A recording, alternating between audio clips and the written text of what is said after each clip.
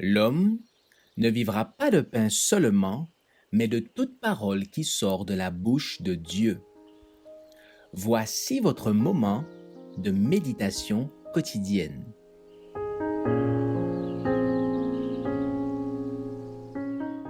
Vous recevrez une puissance. Le don de prêcher le 7 juillet. Prêche la parole, insiste en toute occasion, favorable ou non. Convainc, reprend, exhorte, avec toute patience en instruisant. 2 Timothée 4, verset 2. La capacité de prêcher est un talent qui devrait être cultivé avec sagesse. De tous les dons que nous avons reçus de Dieu, aucun ne représente une plus grande bénédiction que celui-là. Avec la voix, nous pouvons convaincre et persuader. Avec elle, nous louons et nous prions Dieu. Et avec son aide, nous partageons avec les autres l'amour du Rédempteur.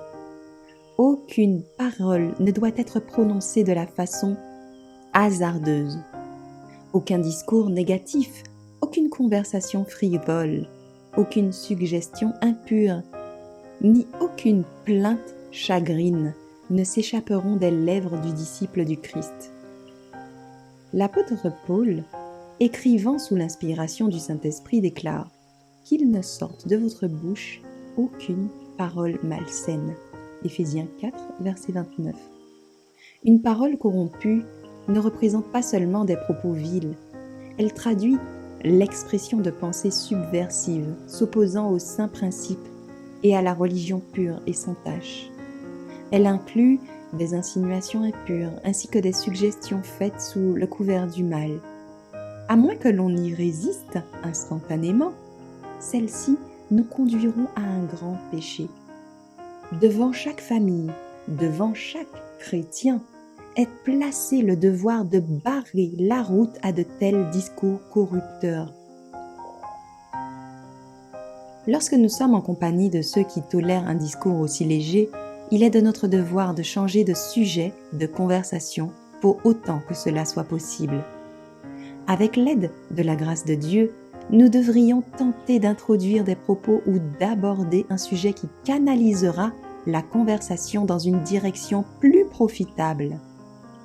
Nos propos devraient être des paroles de louange et de reconnaissance. Si l'esprit et le cœur sont remplis d'amour de Dieu, cela sera manifeste dans nos conversations. Nous n'aurons aucune difficulté d'y introduire ce qui enrichit notre vie spirituelle.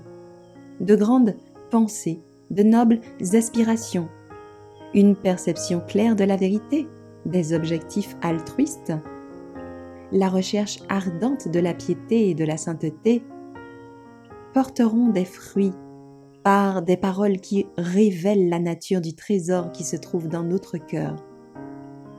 Quand le Christ est ainsi révélé par nos propos, nos paroles acquièrent la puissance de lui gagner des âmes. Nous devrions parler du Christ à ceux qui ne le connaissent pas. Nous devrions agir comme le Christ. Où qu'il fût, dans la synagogue, sur les chemins, dans une barque, à quelques pas du rivage, au milieu d'une fête avec les pharisiens ou à la table du publicain, il s'adressait aux hommes en leur parlant de ce qui pouvait les conduire à une vie plus élevée. Merci d'avoir écouté cette présentation.